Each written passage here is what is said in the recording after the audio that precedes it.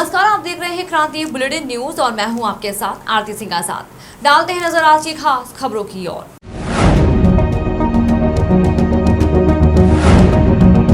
खबर लक्सर से है, जहां दिलचस्प नजारा देखने को मिला, जहां एक दुल्हन अपने फेरे होने के बाद विदाई से पहले कॉमर्स का पेपर देने सीधे लक्सर कॉलेज पहुंच गई।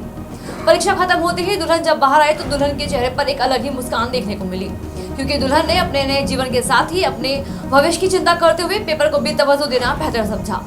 बता दें कि पथरी बस्ती के रहने वाली अंजलि नौटियाल की बीती रात बारात आई थी। रात भर शादी रस्में पूरी होने के बाद सवेरे जब विदाई होने लगी तब दुल्हन अंजलि ने परिवार वालों और अपने दूल्हे सहित ससुरालियों को बताया कि आज उसका कॉमर्स का एग्जाम भी है, जो कि जरूरी है। सबकी सहमति से अंजलि दुल्हन के जोड़े में ही दूल्हे की गाड़ी में लक्सर स्थित गर्ग डिग्री कॉलेज पहुंच गई, जिसे देखकर कॉलेज के शिक्षक और छात्र अचंभित रह गए। वाकई नजारा कुछ अलग ही था।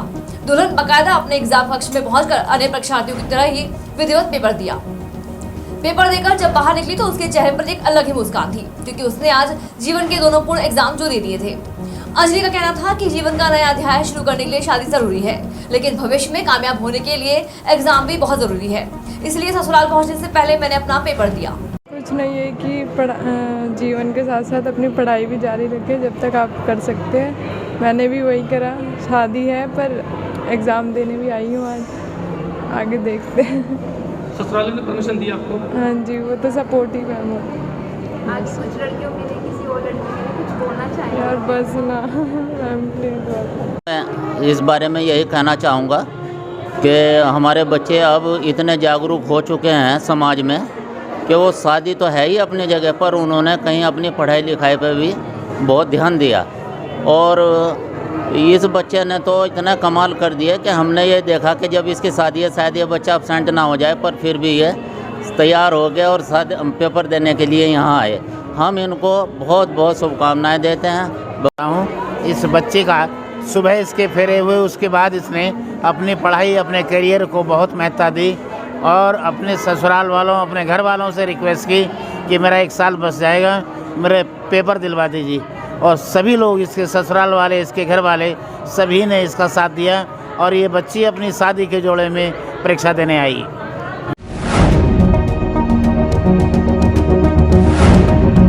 लाल कुआं उत्तराखंड सरकार द्वारा प्रदेश में पर्यावरण प्रदूषण को लेकर बनाई गई समिति पर्यावरण संरक्षण संबंधी समिति के अध्यक्ष एवं सदस्यों ने आज सेंचुरी पेपर मिल में औचक निरीक्षण कर मिल के ईडीपी प्लांट में पानी के सैंपल भरे तथा विभिन्न प्लांटों का निरीक्षण करने के साथ साथ आसपास रहने वाले लोगों से बातचीत कर उनकी समस्याएं सुनी।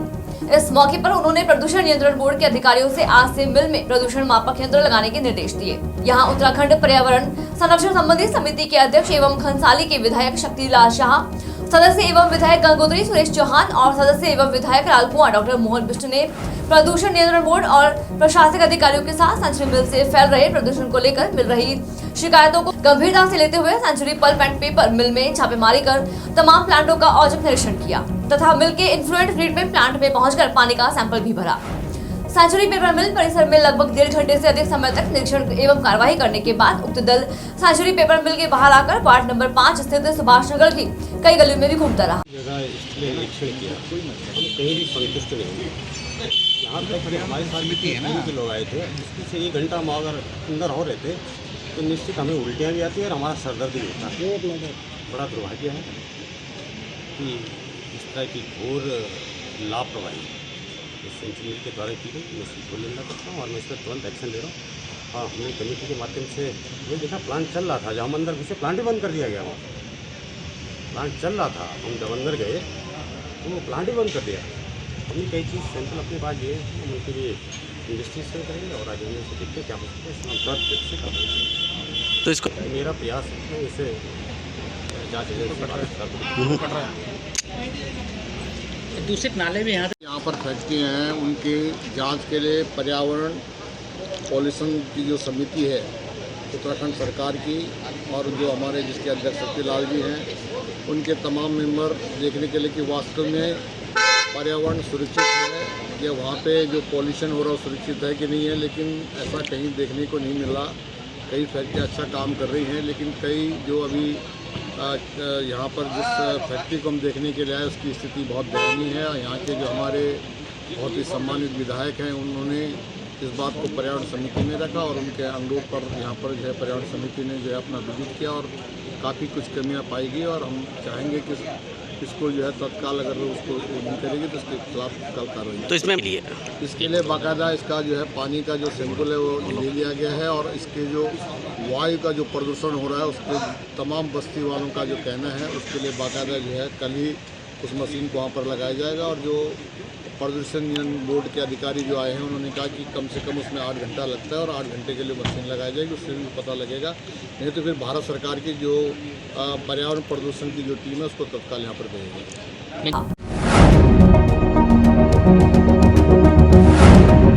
जेईई भर्ती परीक्षा प्रकरण में थाना कनखल में दर्ज मुकदमे की विवेचना कर रही एसआईटी टीम ने मुकदमे से संबंधित अभियुक्त संदीप पुत्र स्वर्गीय मांगेराम निवासी ग्राम कुलचंदपुर उर्फ नथौड़ी थाना गागलहेड़ी जनपद सहारनपुर उत्तर प्रदेश व अमित पुत्र स्वर्गीय मांगेराम निवासी ग्राम कुलचंदपुर उर्फ नथौड़ी थाना गागलहेड़ी जनपद सहारनपुर उत्तर प्रदेश से दिनांक 10 फरवरी 2023 को एसटीआई कार्यालय में पूछताछ की। पूछताछ के दौरान अभियुक्त संदीप द्वारा भारत माता मंदिर हरिद्वार के पास स्थित धर्मशाला में नकल हेतु बिठाए गए अभ्यर्थियों की निगरानी करने व अभियुक्त अमित द्वारा सहारनपुर स्थित हसनपुर में नकल हेतु बिठाए गए अभ्यर्थियों की निगरानी करने का अपराध स्वीकार किया गया।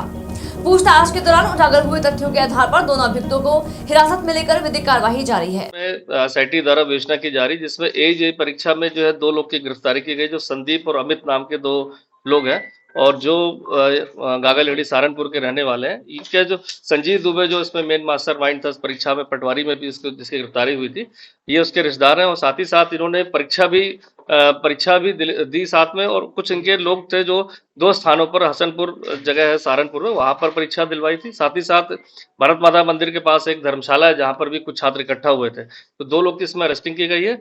और इनके साथ के जो लड़के वहां पर थे उनके बारे में भी जानकारी मिली कि कौन कौन परीक्षार्थी थे जिनके लिए टीमों को लगाया गया है। कुछ मिला है सर इनके पास में कैश वगैरह आया? इससे अभी कुछ मतलब इसमें बेसिकली क्या है कि जो इसमें जो इनके क्योंकि रिलेशन में ही है तो इनको परीक्षा के बाद, क्योंकि खुद भी इन्होंने फ्री में परीक्षा दी, इनको पेपर मिल गया था तो एक तरह से वो ऑब्लाइज हुए थे। दूसरा साथ ही साथ परीक्षा के बाद संजीव दुबे ने इनको प्रॉमिस किया था सब चीजें सेटल हो जाएंगी तो इनको मोटी धनराशि दी जाएगी। सर इस पूरे मामले में कई सारी गिरफ्तारियां हो गई हैं, लेकिन एक ग्राम प्रधान है, पूर्व भाजपा नेता है, उसकी गिरफ्तारी अभी तक नहीं हो पाई है, क्या उसका कुछ पता नहीं? देखिए, इसमें कुछ लोग इसमें संदिग्ध प्रकाश में आए थे इन्वेस्टिगेशन में, पटवारी परीक्षा में भी, एजे में भी। इसमें कुछ लोग हैं जो लगातार निरंतर फरार है इसमें और उनके लिए हमारी टीमें लगी हुई हैं। कुछ लोग द्वारा माननीय न्यायालय में सरेंडर की एप्लीकेशन भी लगाई गई है, जो कि इसलिए लगाई गई कि पुलिस की लगातार जो दबिश और उसे गिरफ्तारी के बचने के लिए। तो मुझे पूरी उम्मीद हमारी टीमें लगी हैं, जो भी इसमें संदिग्ध आया है, जो भी नेम्ड हो रहा है या कहीं से भी इसकी संलिप्तता आएगी, उसको जल्दी से जल्दी गिरफ्तार कर लिया जाएगा। कोचिंग सेंटर एक संचालक कल जो गिरफ्तार हुआ था, उसमें आपकी ओर से बताया गया था कि कुछ धरना प्रदर्शन करने वाले उनके संपर्क में रहते हैं, तो ये किस तरह के धरना प्रदर्शन करने वाले लोग, क्या ये अभ्यर्थी भी हैं? देखिए, इसमें जो बातें स्पष्ट आई थी, इसमें कुछ अभ्यर्थी थे जो हमारे गवाह के रूप में भी जिन्होंने बताया कि उनको किस तरह से प्रलोभन देकर कोचिंग इंस्टीट्यूट संचालक ने और अन्य छात्रों को शामिल किया था कि उनसे बड़ी धनराशि लेकर वो उनको परीक्षाओं में पास करा देंगे।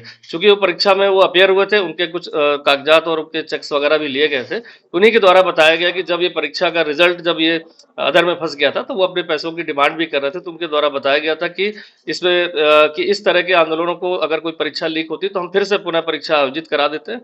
और साथ ही साथ इसमें उनके द्वारा बताया गया कोचिंग संचालक द्वारा भी कि हाँ, उनके और कुछ ऐसे संदिग्ध कोचिंग इंस्टीट्यूट है जो रुड़की क्षेत्र में भी है, देहरादून में भी है, कि लगातार उनके द्वारा दबाव रहता है कि ऐसी फंडिंग की जाए जिससे कि वो परीक्षाओं को टलवा सकें और या डेट बढ़वा सकें या निरस्त करा सकें, जिससे कि निरंतर उनका भी मुनाफा होता है, जिससे लगातार स्टूडेंट जब वहाँ पर इनरोल्ड रहते हैं। यही चीजें पूछताछ में आ चुकी हैं, जिसके वेरिफिकेशन के लिए भी हमारी एक अलग टीम काम कर रही है। सूची भी वायरल हो रही है। उत्तराखंड के लोक गीतकार पवन सेमवाल एक बार फिर चर्चा में हैं। इस बार उन्होंने राजधानी देहरादून में बेरोजगारों पर हुए लाठीचार्ज के संबंध में अपना गढ़वाली गीत प्रस्तुत किया है, जिसे लगातार सोशल मीडिया पर लोग पसंद करते हुए शेयर करने में लगे हैं। पवन सेमवाल ने अपने गीत से सरकार पर तंज कसा है। गीत में कहा गया है कि बेरोजगारों के साथ लगातार अन्याय हो रहा है, उनके साथ सरकार तानाशाही वाला रवैया अपना रही है। सरकार बेरोजगारों पर ध्यान नहीं दे रही है, जिससे बेरोजगारों में सरकार के खिलाफ गुस्सा है और यह गुस्सा जायज भी है। लोक गीतकार पवन सेमवाल ने सरकार से युवाओं की मांग पर ध्यान देकर कार्रवाई करने की मांग की है। बता दें कि पवन सेमवाल समय समय पर अपने गीतों के माध्यम से राज्य के लोगों की पीड़ा को उजागर करने का काम करते रहते हैं। लोक गीतकार पवन सेमवाल ने बेरोजगारों के समर्थन में जो गीत गाया है, उसकी पंक्तियां आपको भी सुनाते हैं। जन जन किया आवाज ठियक निर्दयों को राज छ स्वरोजगार नारोयों को रोजगार दाखारो छ जन जन किया आवाज छ यक निर्दयों को राज छ स्वरोजगार नारोयों को रोजगार दाखारो छ सुपने चका चूर छन गाँव छोड़ी सब दूर छन पढ़ा लिखा जवान नो न हड़तालो मजबूर छन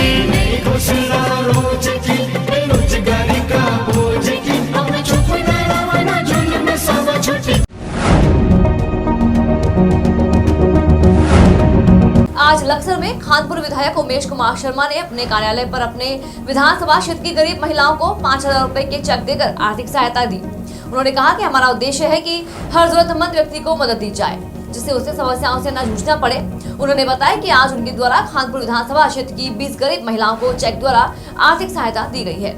खानपुर विधायक ने कहा कि महत्वपूर्ण ये नहीं है कि काम कैसे किया जाए, महत्वपूर्ण यह है कि काम किया जाए।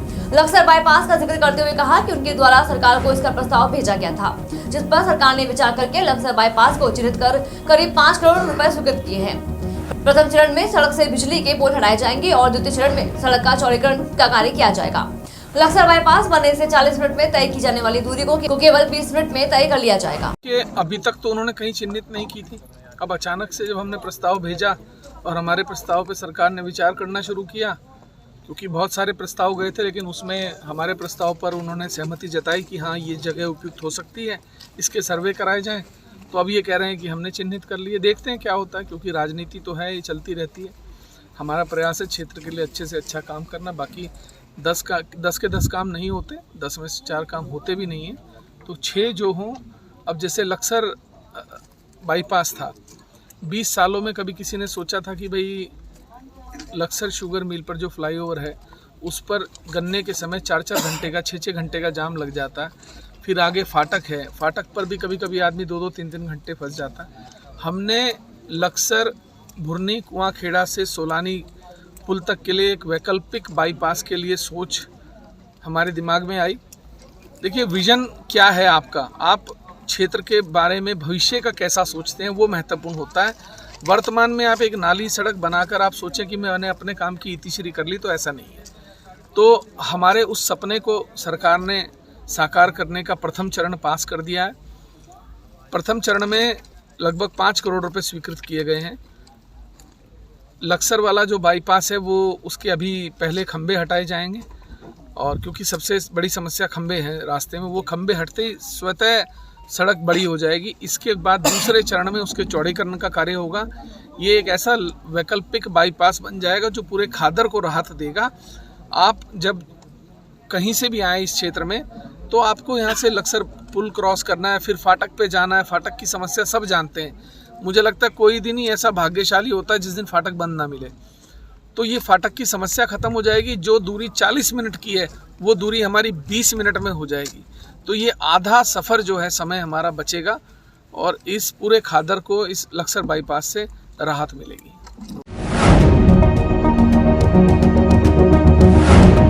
फिलहाल इतना ही। खबरों में लगातार बने रहने के लिए देखते रहे क्रांति बुलेटिन न्यूज। नमस्कार।